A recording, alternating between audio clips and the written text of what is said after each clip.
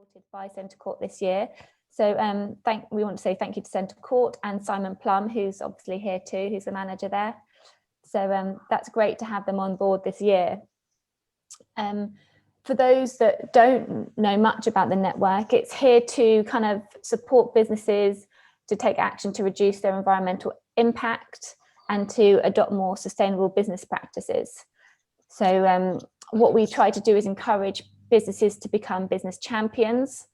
And by doing so, we publish your stories on the Sustainable Merton website and the Chamber website, and provide you with resources to help you kind of just become more sustainable, really, and also connect you with each other so you can support each other. So, you know, source from each other, share ideas with each other, suppliers, all those sorts of things, or just general kind of support where to go for certain things.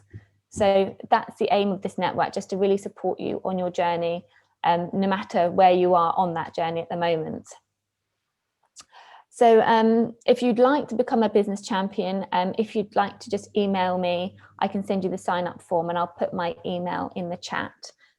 We'll also be sending a follow-up email after the presentation. Just before we start, just a bit of housekeeping. We will be recording this, but just for our internal use. If you'd like to speak, just raise your hand or use the chat function. Caroline is also going to send out the guest list at the end as well. But if you'd rather not be part of that, just message Caroline and she can make sure your name's omitted.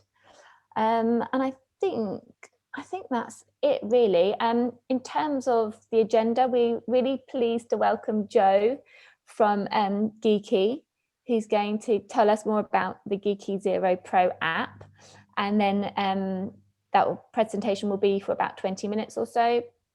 Then we'll do a Q&A, and followed by Caroline and I are just going to talk about some events and some sort of general information for businesses, which might be handy. And then we'll close. So I will hand over now to Jo for her presentation. Thank you very much. I'm just going to share my screen, so please shout if you can't see it. The slide showing there. Yes. Great. Okay. So what I thought would be good for the next 20 minutes is to just tell you a little bit about Geeky, who we are, what we're trying to achieve, and talk to you about what we can do as individuals from a environmental perspective, and how that can roll out within both your staff and also potentially your customers. And then just talk a little bit about how Geeky Zero Pro actually works and just show it to you, because showing is always better than telling. So Geeky stands for Get Informed, Know Your Impact, and we're a social enterprise, and we set up in 2017. I set it up with my husband, and our aim is really to help individuals understand and reduce their environmental footprint. And as around 70% of global carbon emissions come from people, there's a huge amount that we can do as individuals. And I just wanted to start by giving you a little bit of background about how we try and do that. My slides will move. There we go. So we started in 2018 with a free app called Geeky Badges, which rates UK supermarket products on how sustainable, healthy, and ethical they are. And you just scan the barcode, and then it shows you how the product performs against lots of different areas like carbon footprint, but also things like palm oil and packaging, and also health related issues as well, you know, nutrition, etc. And what was really great about what we learned from that was that people really do want to change and do want to do the right thing. And it's just actually often the barrier is a lack of knowledge and a lack of information that enables people to change. So over 80% of people do change products that they buy in the supermarket as a result of using the app. And but the feedback that we got consistently from that was, tell me about my whole lifestyle. Tell me how within everything that I have direct control over, I can make changes that will benefit the environment, and also incidentally also often benefit well-being, saving money, all sorts of other areas as well. So that was why we built Geeky Zero, which we launched in May of last year. Now, our aim is to really cover as broad a spectrum of environmental issues as we can, and these images just show some of the challenges that we're facing. And you know, I believe climate change kind of it sits at the heart of so much of what the challenges that we're facing, but these broader issues around plastics and deforestation and species extinction are all related to the way that modern lifestyle means that many of us live our lives. It's just kind of inherent in modern lifestyle, and also just the fact that there are so many of us. And this graph here, which many of you will have seen in some shape or form, shows what global carbon emissions have done really since the Industrial Revolution, when we started burning fossil fuels at scale, which are one of the key drivers of climate change. This is how carbon emissions have gone up, and where we are today, and where we need to get to by 2030 to have a good chance of really stopping the, you know, some of the really worst effects of climate change. And by 2050 here, we need to reach net zero, which is basically the amount of carbon emissions that we're generating to be balanced out by the amount of carbon emissions that are being reabsorbed by nature, generally trees, oceans. So this is what we need to do at a global scale, and this obviously requires policy, business transformation, and also we as individuals collectively can do a huge amount. Now this shows that really that same story, but at an individual level. So if we look at the average carbon footprint per person in the UK, based on what we consume, so that would include, you know, products that we buy in from elsewhere, but it wouldn't include things like government spending, NHS, that kind of stuff, because we don't, you know, that's not something that we personally have direct control over. So our home, the way we get around and what we eat tends to be the biggest chunk of our carbon footprint, although this varies person by person. And we need to get to about 2.5 tons per person across the globe to have a good chance of capping temperature rise at the 1.5 degrees, which is what the scientists recommend to be a safe limit. So there's a lot to do, but the good news is it is achievable. And we've recently produced a report with Dr. Richard Carmichael, who's at Imperial College, and he wrote also the behaviour change report for the Climate Change Committee on how people can make a difference. And we've divided out into 3 areas the ways that we can make a difference.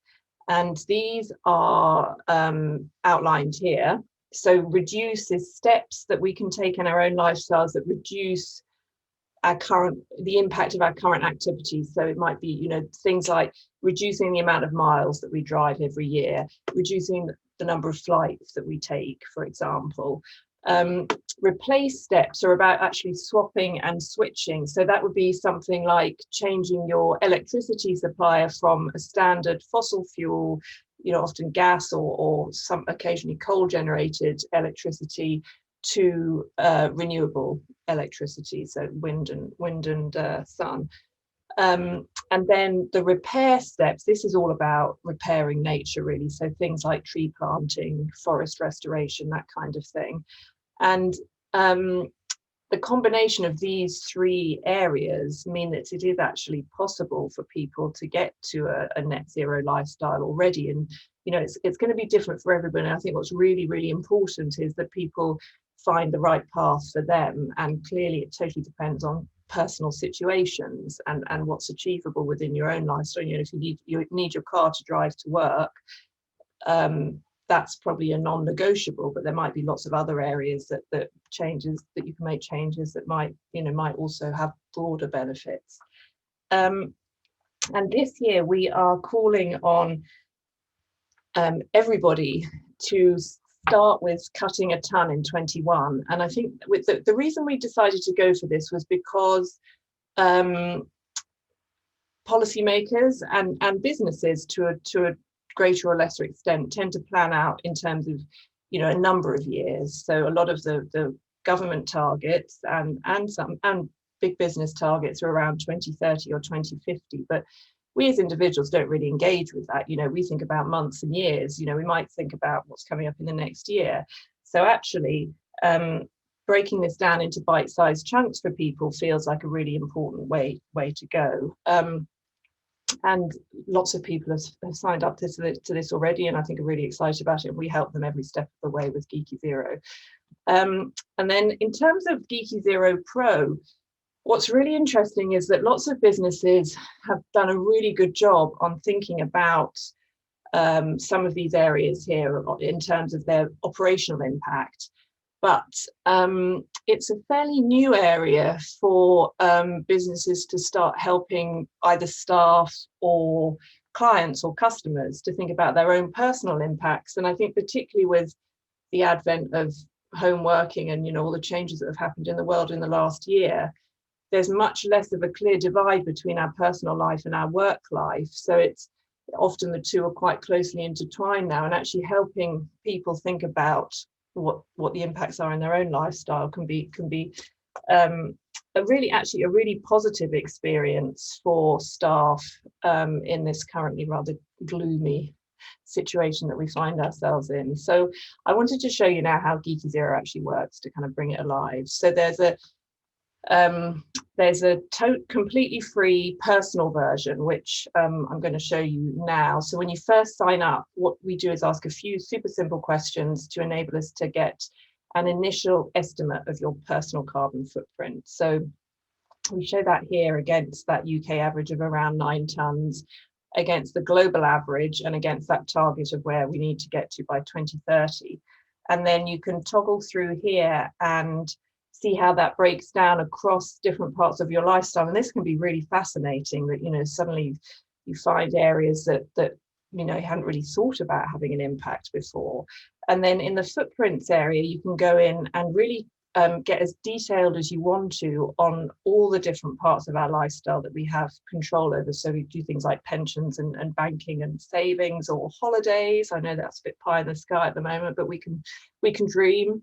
What we eat, for example. So here you can say, you know, I have a vegetarian diet, or you can actually put in through this enter actual data, you can put in every single component of your diet if you want. That's for the real data fiends who love putting in information. And then you can save that and show how that changes your footprint. And then once you've got a good understanding of your footprint, and we've footprinted every breed of dog as well, which we thought would be quite fun. And you can then go into the steps page, and here there are over 130 different steps that you can filter on area of your lifestyle and how easy or difficult they are, and then what their impact is on the planet. And so then you can, for example, take a look into each of the steps, then has some of the co-benefits. And I think for people who are just starting to think about sustainability, this can be really useful, because actually if it's going to save you some money and time, that has an additional benefit and might help encourage people to want to try some of these steps. And then you can just say, okay, I'll try that.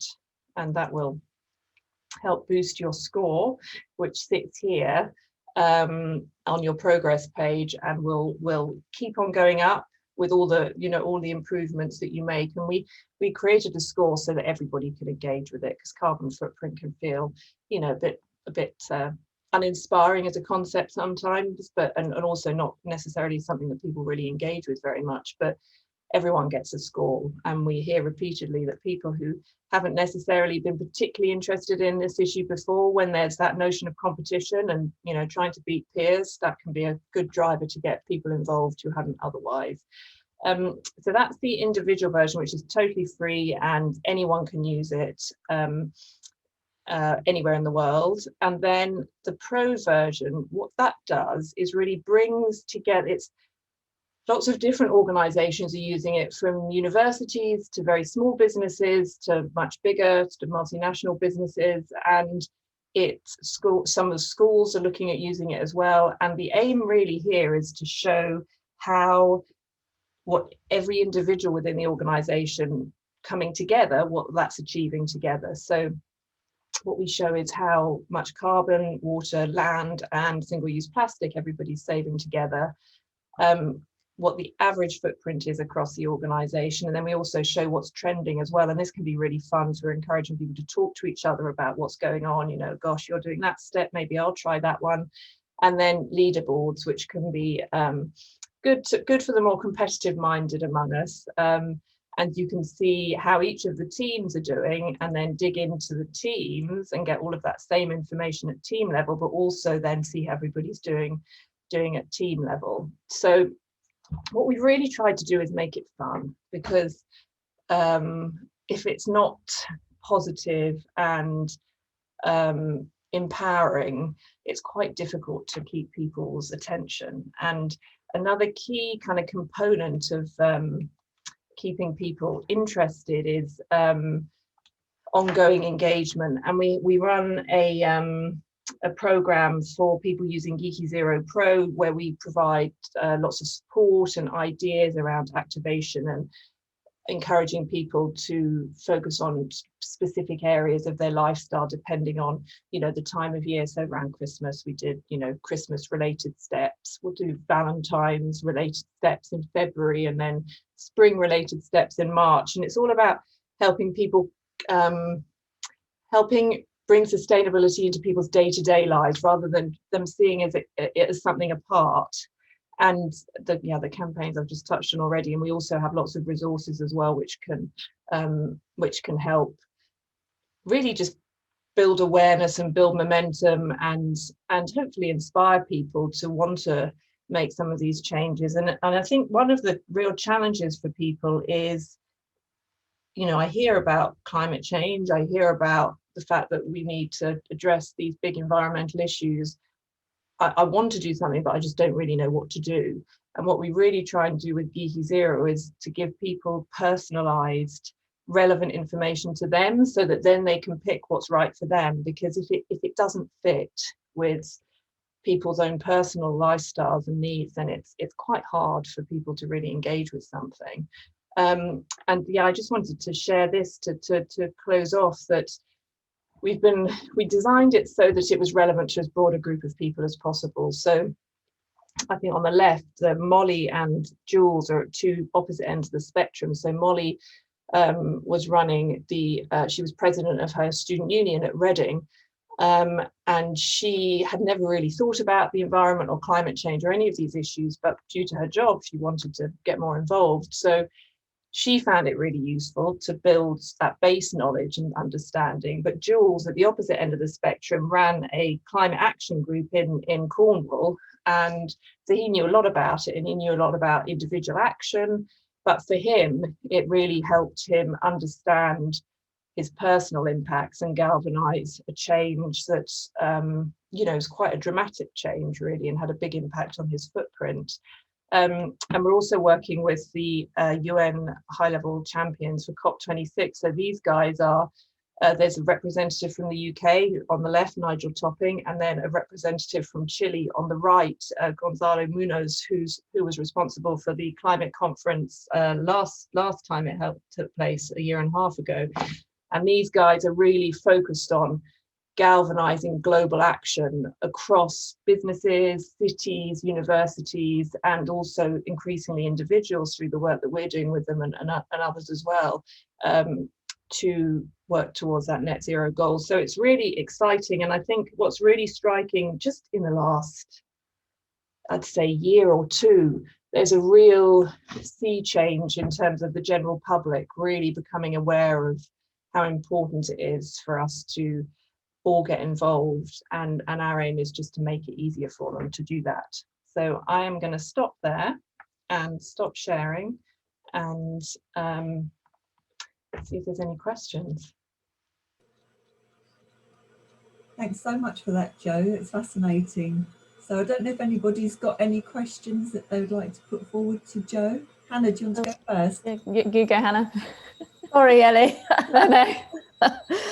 Jo, that was really inspiring. I run a very small, comparatively to what I saw with all the teams and stuff, but I run a business, and we are really committed to reducing our carbon footprint and to sharing that journey with it. We're a retail space, and so sharing that journey with people, making it a public thing so that we're kind of transparent about it and open about it. And I think actually our staff, we're a team of 26, and I think a lot of our staff I kind of felt like I was always the one harping on about climate, but actually it really matters to them. And every time kind of this conversation comes up, they perk up. I think they'd be really interested in this app.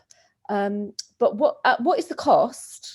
So we have tried to keep the cost as low as possible. So it works out at around between about 30p and 80p per person per month, with a one-off membership, just set up fee. But so for a small organization, we're talking about, but probably a few hundred a year.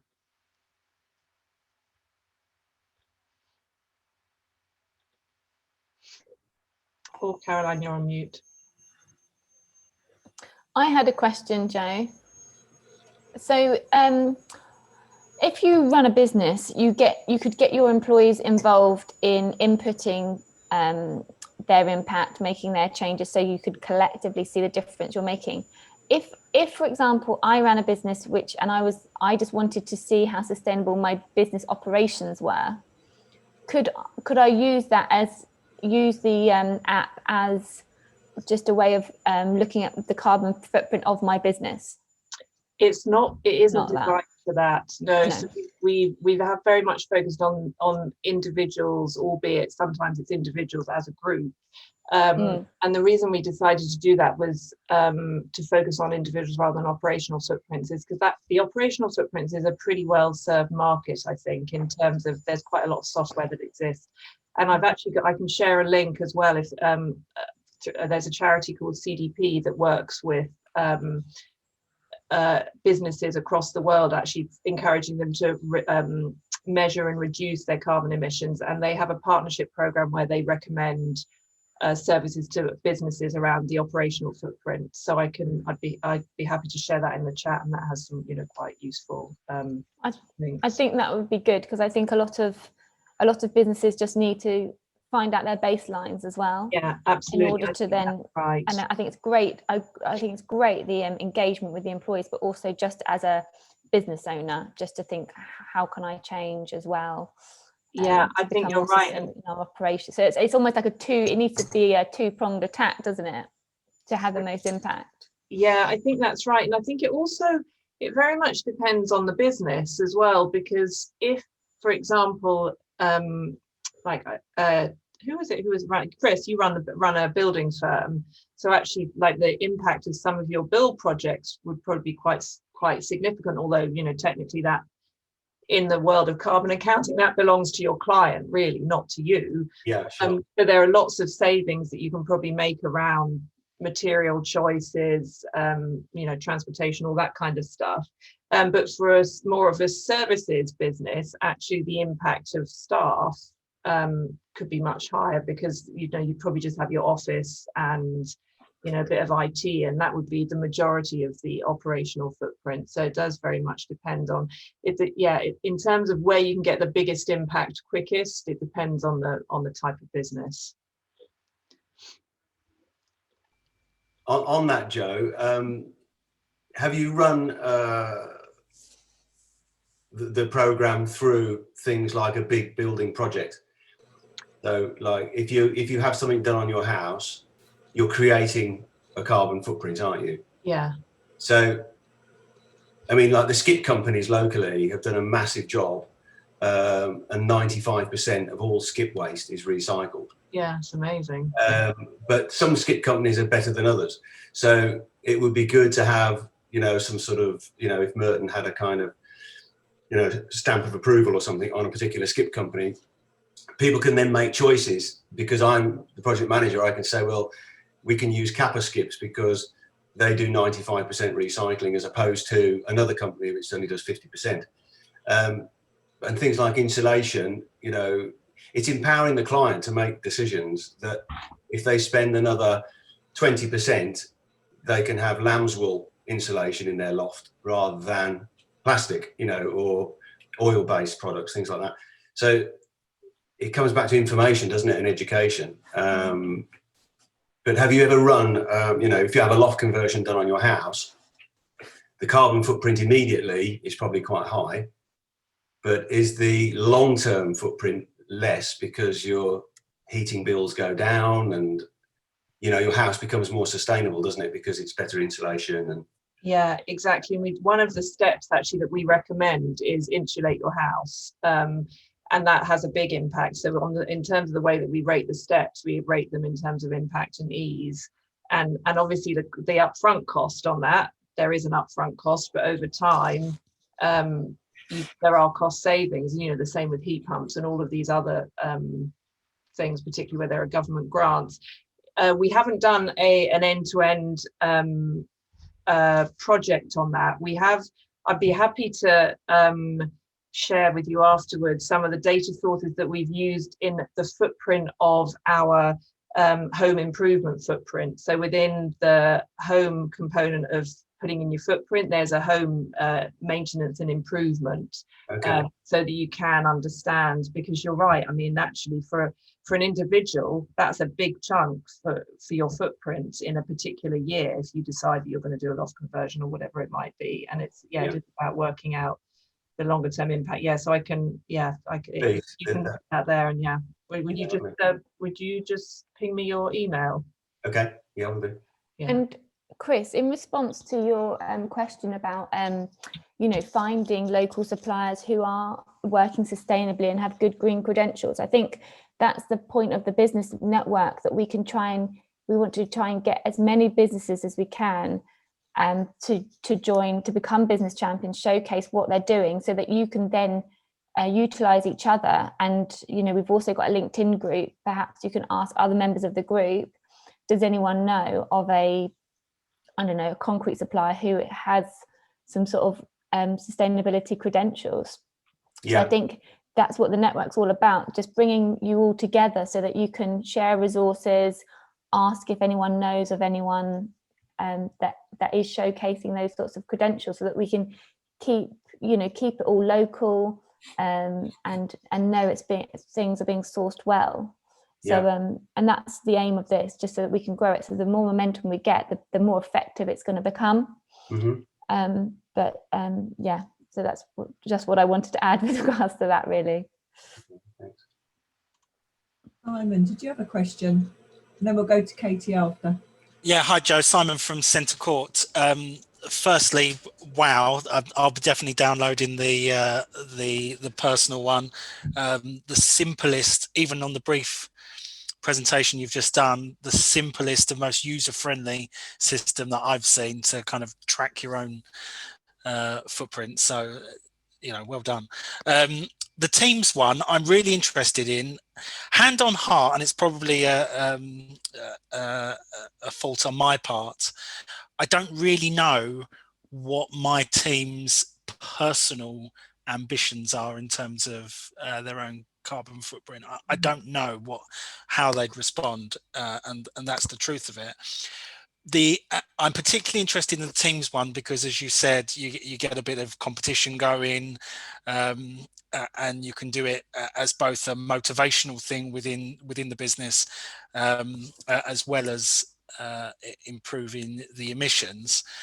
But how do you find people that are using the team system and their teams, and how they respond to that kind of blurring the line further between personal life and professional life? I just on a couple of people in that I'm thinking of, I can imagine some of the first responses would be, well, that's none of your business, and stay out of it. And so I just wondered kind of what, I'm sure you've had feedback along those lines, kind of what. Well, it's been really interesting actually, because when we first started testing the concept out, some of the we tested it out with business owners, and there were a couple who said, well, as you say, you know, is that for me to step into? This was pre-COVID. And actually, we have not had any pushback from that in terms of staff using it, which has been really interesting. And I think it's because it's voluntary. So actually, you know, there are two solutions. Firstly, if you just don't like the idea of your workplace helping you around your personal life, you don't get involved. Or alternatively, you could just use the free version so that you get the benefits, but you're not part of the team.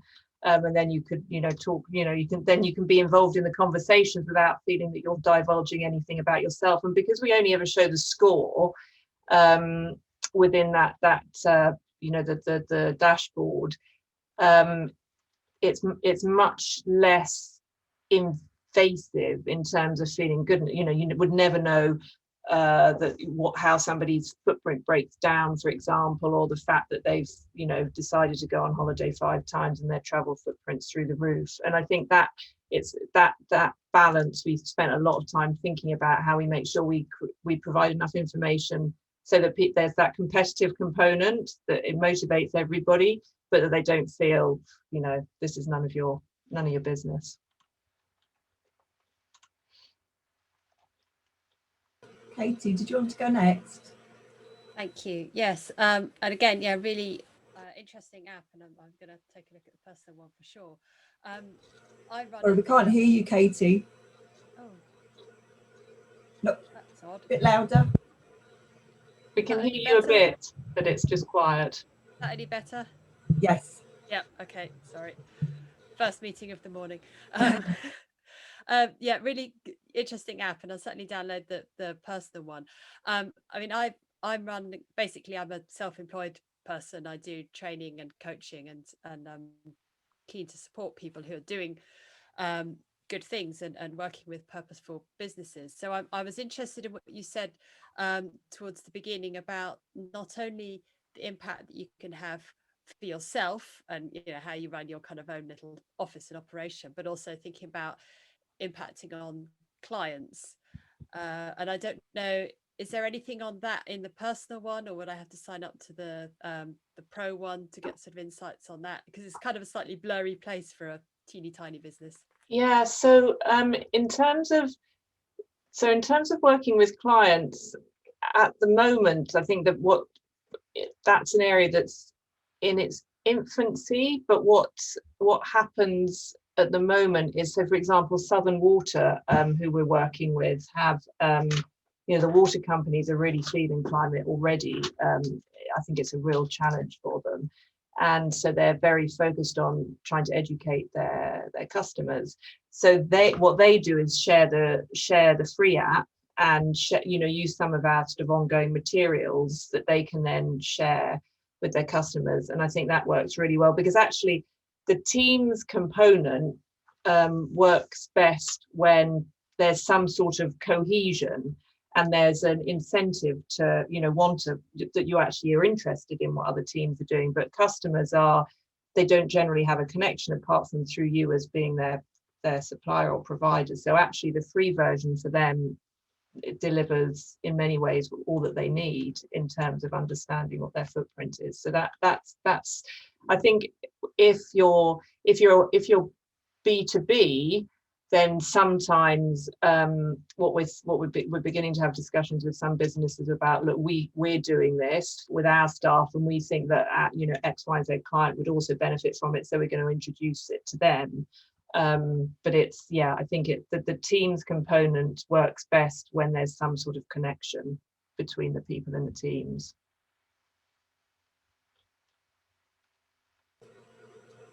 That's great. Does that answer your query, Katie? So does anybody else have any other questions?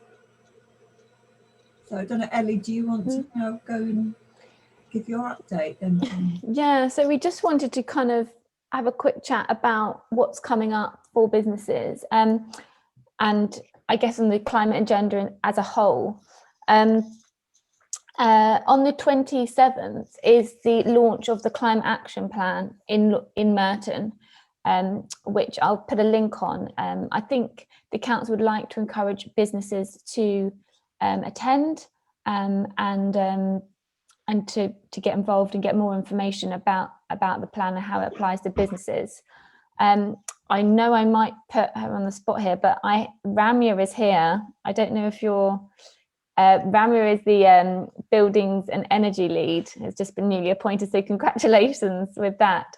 Ramya, did you want to say anything about the kind of what the plan is aimed at with the businesses' involvement? Yes, I am on the spot, but I'm pretty new in this role, so please forgive me if I don't make too much sense. I think, well, my particular area is the buildings and energy, like Ellie said. I think this discussion here is very much focused more on sort of the behavioral side of things and emissions from our personal activities, which is covered under sort of Diana's umbrella for the green economy. And on the buildings and energy theme, what we're looking to do is obviously develop some community projects, be it with businesses or or even private buildings to reduce the carbon footprint. So that would involve everything from sharing very small sort of personal energy saving tips, because these days it's not just the money saving, it's also the reducing your carbon footprint. So there is that side of it, and then also any upgrades that can be done in order to sort of reduce one's carbon footprint. And then the bigger measures, obviously installing solar panels or heat pumps, all of those. Obviously, I'm sure all of you are quite different in terms of how your business is set up and the physical space that you use. But that's the sort of theme that I'm looking at and trying to develop community projects in that space. And there's one organization called Crew Energy. I don't know if any of you have heard about it. They're doing a lot of work just to help people get out of fuel poverty. But obviously, in that process, there's a lot of carbon saving tips that are also provided. And they have successfully deployed carbon reduction projects for buildings in other parts of London. So that is an organization that I will be looking forward to working with and getting more advice on. So anything related to carbon footprint reduction in the building space, please feel free to reach out to me through Sustainable Merton or through the council. And you'll probably hear more about this on the 27th. Yeah, so I would really encourage everyone to attend the 27th if they can. And like I said, I'll put a link to the registration. And as Ramya mentioned, Diana, who works for the Chamber and Sustainable Merton, she is co-chairing the green economy, which I guess helping kind of support businesses to become more sustainable as well, and just really help with that sort of circular green economy sort of idea. So I think it all seems really positive with the climate action plan. And I know next month, February, there's going to be a lot of comms coming out from the council. I think the theme is business and investment. So hopefully there'll be lots of resources available for businesses that you can have a look at. So again, I'll put a link to the council website so that you can have a look and see what might be applicable to you. So that's really what I wanted to discuss about the climate action plan launch. And then the only other thing is the next event, which I think is going to be on the 29th of April, our next networking event. But I don't have any further details apart from the date. So Caroline, did you want to add anything? Yeah, so we will obviously talk with Sustainable Merton about having a key speaker. So thank you, Joe, so much for your input today. So it's been fascinating. So I think we'll all be going off and finding out what we can be doing to help save, I don't know, reduce, I suppose, isn't it, our climate impact, environmental impact. So thank you for that. So just a little bit, we will, as Ellie was saying, share any potential links with you as well for the council's event. If you want to become a business champion, please do get in touch, because if you have a look on the website, there's some lovely case stories about businesses locally. So we'd just like to share people's good work, and obviously it helps build that connection and connectivity amongst the businesses. And thank you to Simon as well from Centre Court for sponsoring these events, and for sponsoring them again in 2021. So we're delighted to have your support. So thank you very much for that. Just a little bit about us at the Chamber. Aside from the climate world, we are working to keep businesses connected generally. We've got a networking event tomorrow morning, so if anybody wants to book and join us for that, it's just, at the moment, I think it's very valuable actually to keep those business connections going generally, because I think a lot of us are all working, looking at the screens here, we're all working, apart from Jo, who's got somebody behind her. Yeah, that's my husband. So right. Don't worry, I'm not a lockdown breaker. So yeah, so it's very important, I think, to keep those business connections going. There's some great people coming to tomorrow, so please do have a look at that, and if you'd like to join us, please book up. We are also a gateway organisation for the Kickstart Scheme. So if you don't know what that is about, it's about helping young people aged 16 to 24 who are on universal credit get into the workplace. So it's a government scheme. We're working with DWP to help them and to get 25 hours a week with local employers, and the scheme is fully funded by the government. So you would, I think there's an initial outlay and then you're reimbursed as the scheme goes on to recoup those salary costs. So if anybody is interested, you can see it in my footer actually when I do the follow-up emails, so do get in touch so we can, we've got our first group through, all their vacancies are now on the Job Centre website, so we've actually got people being interviewed as we speak for their potential for their vacancies, so which is great news to help those young people get on the work ladder. So if there's anything else anybody wants to find out about the Chamber, about membership, networking, we are doing our reach out and connect events as well. So we've recently done some with Merton Council supporting businesses with COVID,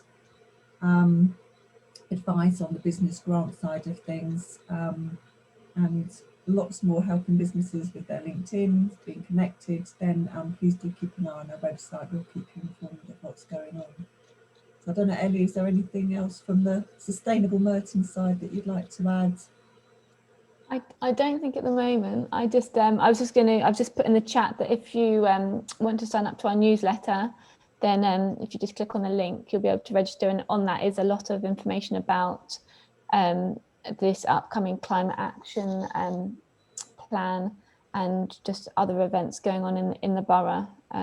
Also on the we do have a page for business champions, which you can have a look at some of the stories that businesses have posted. We really want to showcase, what you've been doing and what you aim to do. So it'd be great to get as many businesses on board and really showcase what you're up to and support you, really. So yeah. Right. Simon, I don't know if you wanted to say anything on behalf of Centre Court. Thank you for organising the event. I did absolutely nothing, so thank you guys for doing all the work. I think for Centre Court's perspective, these kind of networking events are so important to, one, make us feel like we're not entirely on our own, which sometimes in our own bubbles we often do in all walks of life, but particularly in this. And then working from home, dogs in the background, apologies. Sorry, bear with me. Wait. And from the inception of this and the first meeting this time last year, I just wanted to share with everyone that from a meeting with the owner of Zero, which is a zero waste shop that was based elsewhere in Merton. Conversations began, and they moved into Centre Court in December of 2020. So, you know, from small acorns, as the saying goes, and it's those kind of meetings with like-minded people that you might not necessarily have spoken to, or certainly not spoken to about this subject in other forums. It has been hugely valuable already for Centre Court, and we're only 12 months in. So thank you to the Chamber and Sustainable Merton for kind of organising and continuing to encourage people to join. So I've shared actually, so thank you for that, Simon. I mean, it is one, it shows sort of the power of networking, I think, doesn't it? But also the value of supporting the local community as well. So it's a fantastic move for Zero to have such a central location in Centre Court. Yeah, it's good to see. It's a really nice positive story from the network. So yeah. Fabulous. Yeah, no, thank you, Simon, for sharing. So I don't know if anybody else has got anything else that they'd like to share with the group, or maybe any activities people have been up to, or ideas or initiatives or links that they'd like to share. There's lots going on in the chat here. Yeah. Anna, Katie? Yeah. Thank you. Yeah, just on the chat, as we're talking today, it occurred to me that 4th of March is the Coaching at Work Climate Coaching Action Day, when we try and offer things, and I'm just kind of putting a connection together as we speak, and thinking that, you know, I would like to offer something on that day, so I'll talk to Ellie about what that might be, and I guess other coaches in the area might offer things too. Yeah, because I think if we can try and support each other to build a good local network, you know, that in itself helps to keep our carbon footprint small by kind of using the strengths that we have locally. So we'll see what comes of that. That's lovely. Thank you, Katie. Anna, did you have a question?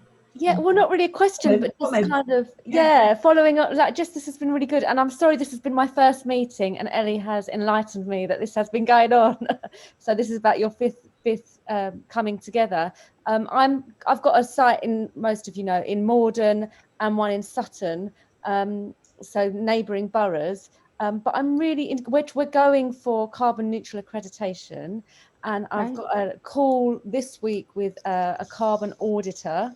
Which is quite terrifying, but we're taking this really seriously. We're really committed to this, and I would personally just really love, because I've just felt so alone, and like Googling like crazy, trying to find out information, which I felt has been really hard to gather, and I felt it's often not there, and I've been on this case for probably about 12 months. So there is more and more information as time goes on available, but I would really love to learn from other businesses. So just like, as Simon said, being connected is really positive, and Katie as well.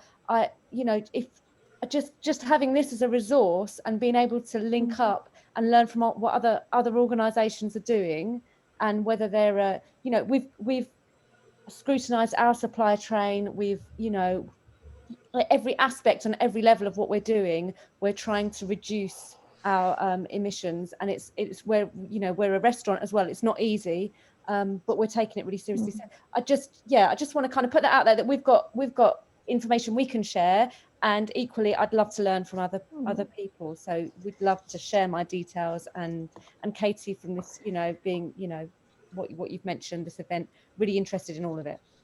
And Hannah, it's a great example, because Hannah, just so you know, from the Sound Lounge, has just become a business champion. So I've got Hannah's story now. So we'd like to, publish that and really showcase what you have done, just so that you inspire others. And then, like you would like to learn even further how to develop your journey. So it's all kind of helping each other, and that's the whole point of it. So it's great. It's really inspiring, and the work that you have done so far, Hannah, and keep going with it. And yeah, we're happy to really showcase you. So well done. Thank you. Actually, likewise, since I'm very new to this forum, and for those of you who've been part of these initiatives before, coming back to buildings and energy, if any of you have actually already switched to a green energy supplier, or taken some of those initiatives like installing solar panels and so on, it'll be nice if I can get in touch just to understand how you did it, and just understand, again, like Hannah said, some of the practical issues, because what we want is to demystify some of these issues for the broader community.